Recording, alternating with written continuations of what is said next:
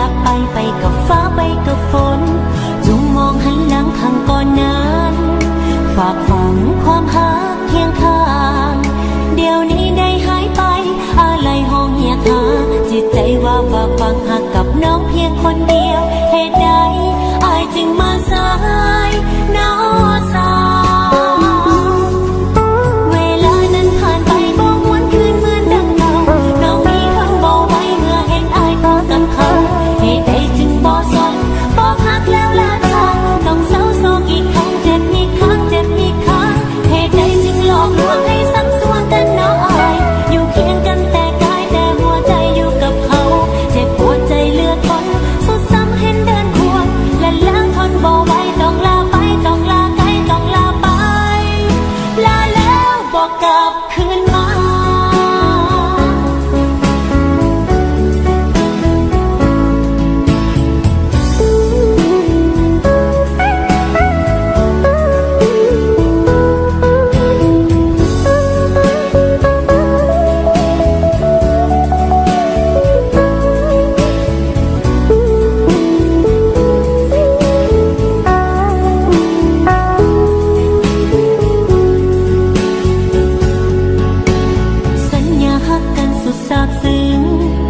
ฝากไว้ฟังไว้นานๆก่อนนั้นเคยสาบานว่าหากจึงมั่นหมายเลื่อนลาลับไปกับฟ้าไปกับฝนจงมองหันหลังข้างก่อนนั้นฝากฝังความหาเคียงข้างเดี๋ยวนี้ได้หายไปอะไรห้องเหียหาจิตใจว่าฝากฝังหักกับน้องเพียงคนเดียวเหตุใดอายจึงมาสายน้องสาว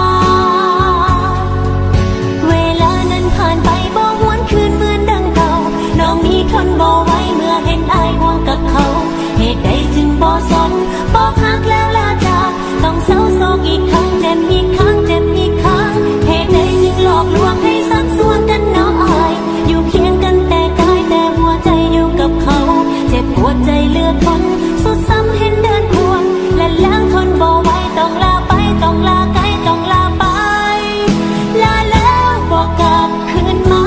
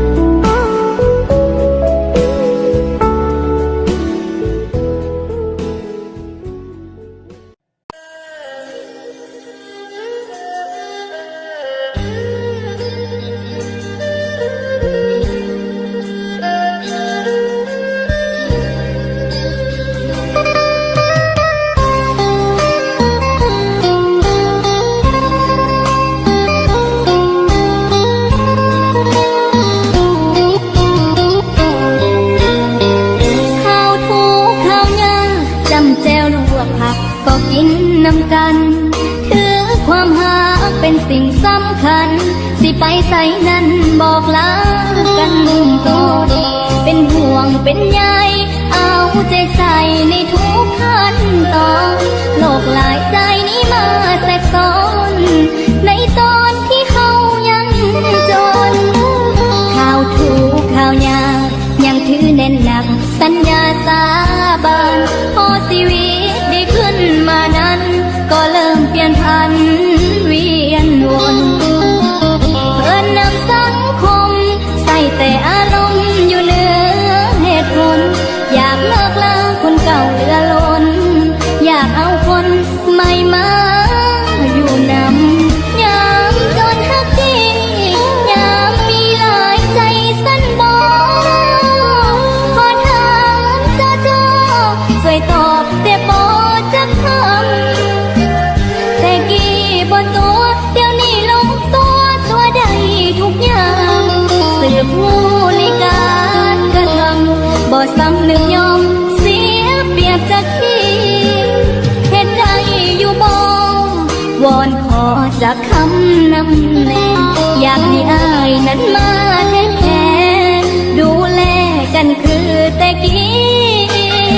เศร้าเถิดลืมตัวเกือบกลัว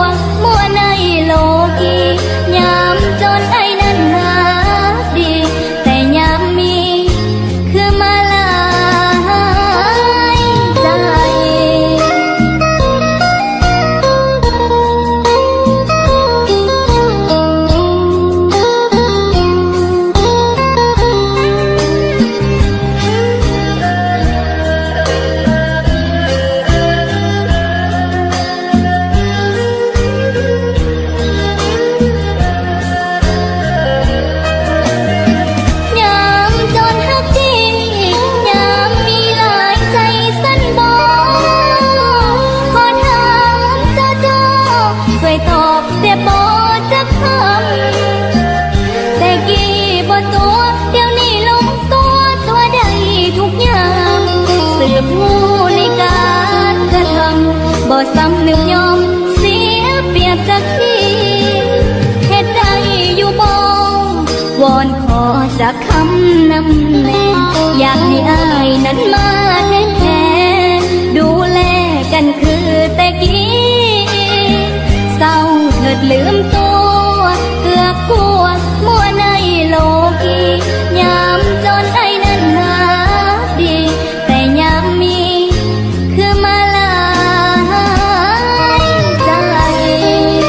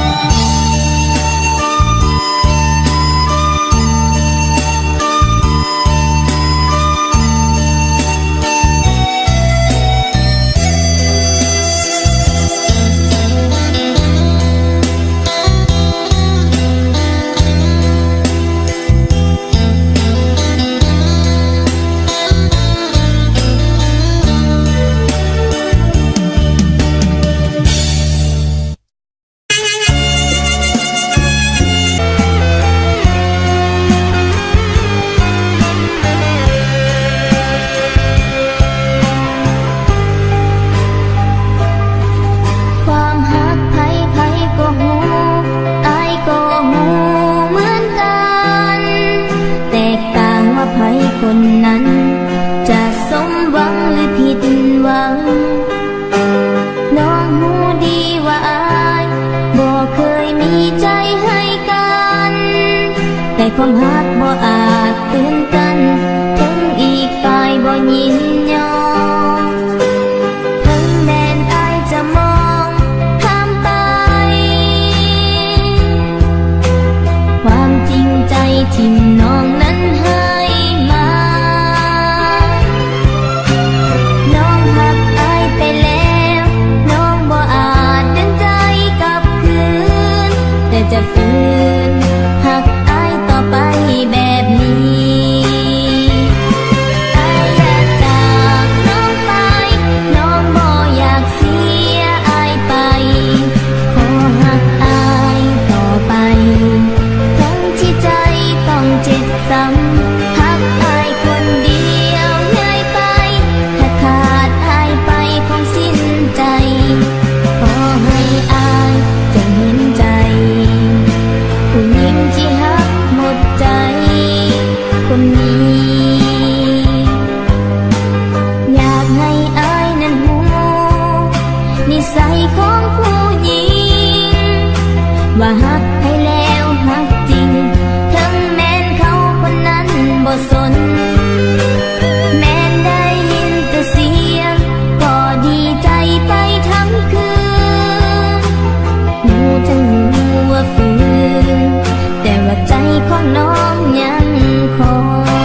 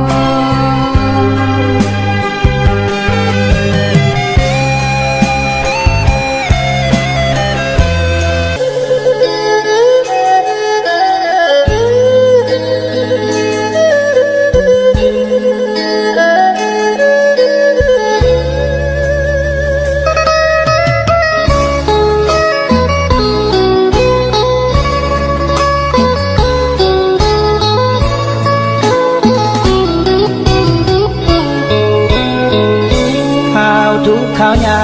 จำแจวลวกผักก็กินนำกันคือความหาเป็นสิ่งสำคัญสิไปใส่กันบอกลากันก่อนขอชีวิตดีจงตั้งสติให้แน่ให้นอนโลกหลายใจบอกเคยแทรกซ้อนขอวอนเมียจงเข้าใจชีวิตดีขึ้นก็ต้องบุกบืนงานหนักกว่าเก่าบางครั้งลืมเอาใจเจ้าก็หาว่าเฮาบ่เอาใจใส่เฮ็ดธุรกิจต้องได้ไกลสิกับเพื่อนยิงสายเห็นอายว่านำสาวใดก็หาว่าอายมีภัยสังคมยามจนฮักดียามมีแห้งเป็นห่วงเมียยานติดหมู่เหล้าหมู่เบียร์พวกเพื่อนพาเสียเพิ่นนำสังคม ย่านหมู่เจ้าตัวไปลิ่นแข่งผัวให้สายอื่นสมย่านเมียหลงในขาลมหมู่เงินหลอกต้มให้เป็นเหมือนกันเหตุใดอยู่บ่วอนขอนำเมียจากใจวอนน้องอย่าเสือคนง่ายให้เอาใจใส่คอยผัวอยู่บ้านเขายานลื่นเฮายั่วคอยและเจ้านั้นพากจากกันวอนเมียให้ใจเพียงมันอย่าลิ้นแข็งผัวเด้อเมียของอา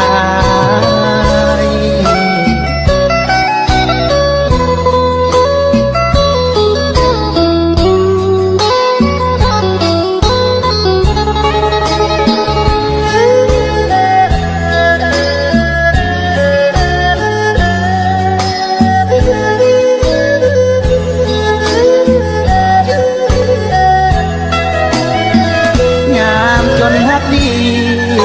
ยามมีแห้งเป็นห่วงเมียยามติดหมู่เหล้าหมู่เบียร์ก็เพื่อนพาเสียเพิ่นนำสังคมย่านหมู่เจ้าตัวไปลิ่นแข่งผัวให้สายอื่นสมย่านเมียหลงในขาลงหมู่เพื่อนหลอกต้มให้เป็นเหมือนกัน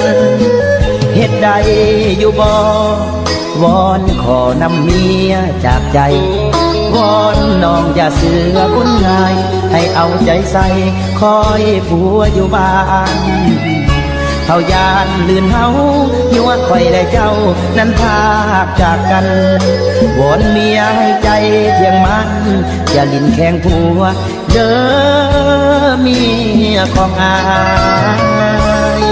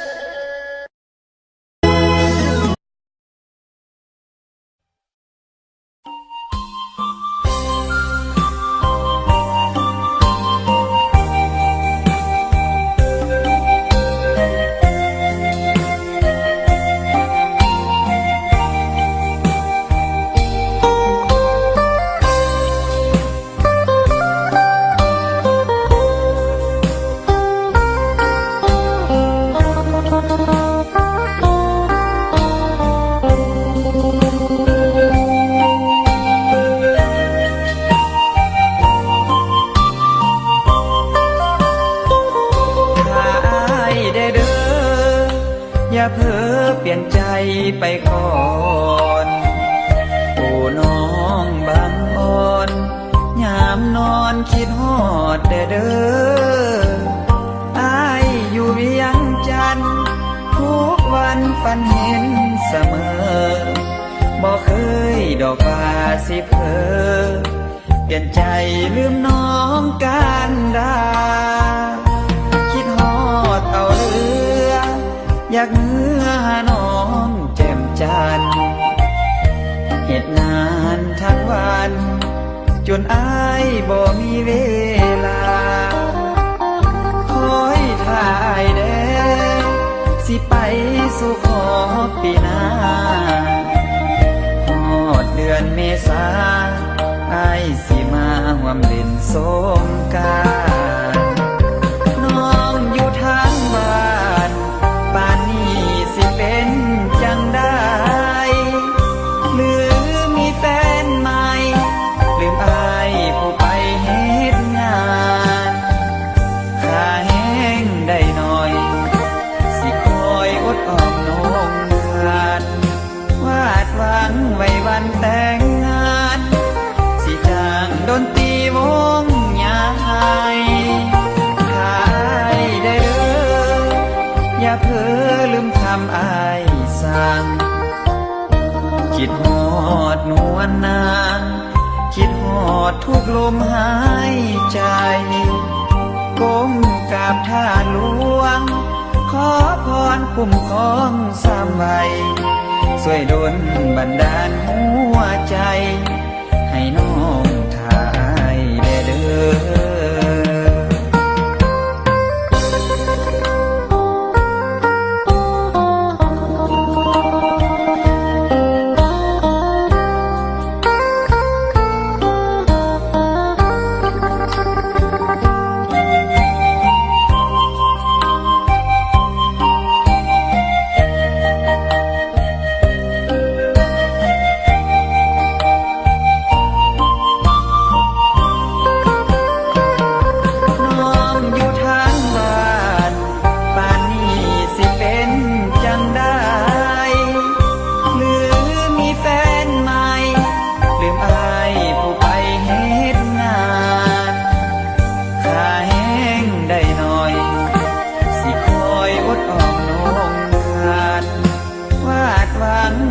วันแต่งงานสิจ้างดนตรีวงใหญ่ขายได้เด้ออย่าเพ้อลืมคำอ้ายสั่งคิดฮอดนวลนางคิดฮอดทุกลมหายใจก้มกราบท่าหลวงขอพรคุ้มครองสามใบช่วยดลบันดาลหัวใจให้น้องทายได้เด้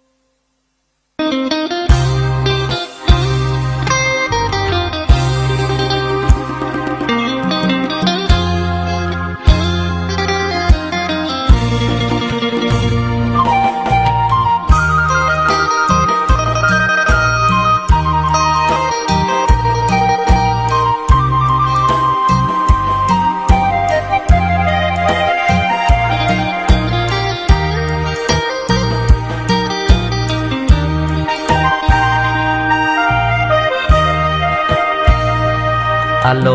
อะโลจื่อเสียงคนโทรบ่เด้ผู้สาวปากเสเดาดุแม่นเบอร์ผู้ใด โอ้ยขี้ขานดาวสาวปากแซ่บ่ได้สนใจบ่ว่าติงจื่อเสียงบ่ได้ แม่นไผน้องคุ้นอยู่นะเสียงเว้าแนวนั้นผู้บ่าวเวียงจันทน์แม่นบ่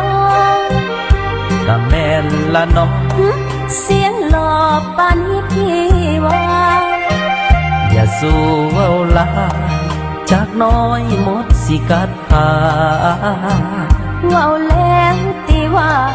ย้อนหยังจึงโทรมาได้ ลมแห่งความหักบอกอ้ายโทรมาหาแม่นแท้อยู่ว่าหรือบ่มีบ่อนโทรไปเว้ายังบ่แอหากแท้จึงโทรมาได้บ่แม่นอายยืมเงินใส่จึงโทรได้บ่แม่นดอกว่าบ้องสลันเพแต่ลาว่าสบายดีเว้ายังก็ดีแม่นไผทำเพิ่นละนาเสียงอายมิดไปคิดว่าไปกระสืออยู่ป่าเว้ายังยอมเจ้าแล้วล่ะบ่ตืมเงินก็โทรบ่ได้ผู้สาวปากแสงขอคิดน้องผู้บ่าวเวียงจันทน์ผู้บ่าวเวียงจันทน์หัวใจนั้นบ่เคยห่างกันเวียงจันทน์ปากแสงคงได้อย่าดอกไว้บ่าวเวียงจันทน์ขอเป็นเคยไต่ให้เวียงจันทน์ขอให้เป็นผู้สาวปากแส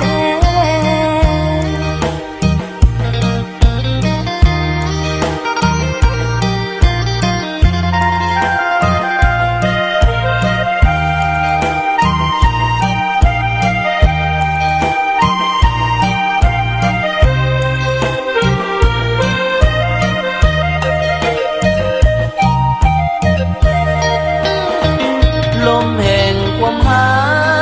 กบอกอ้ายโทรมาหาแม่นแท้อยู่ว่าหรือบ่มีบ่อนโทรไปเว้ายังก็แอหากแท้จึงโทรมาได้บ่แม่นอายยืมเงินใส่จึงโทรได้บ่แม่นดอกว่าบ้องสลันเพแต่ลาว่าสบายดีเว้ายังก็ดีแม่นไผทำเพิ่นละนาเสียงอายมิดไปคิดว่าไปกระสืออยู่ป่าเว้ายังยอม เจ้าแล้วล่ะบ่ตืมเงินก็โทรบ่ได้ ผู้สาวปากแสงพอคิดมองผู้บ่าวเวียงจันทน์ ผู้บ่าวเวียงจันทน์หัวใจนั้นบ่เคยห่างกันเวียงจันทน์ปากเสงคงได้เดี๋ยวดอกไว้บ่าวเวียงจันทน์ขอเป็นเคยไต่ ให้เวียงจันทน์ขอให้เป็น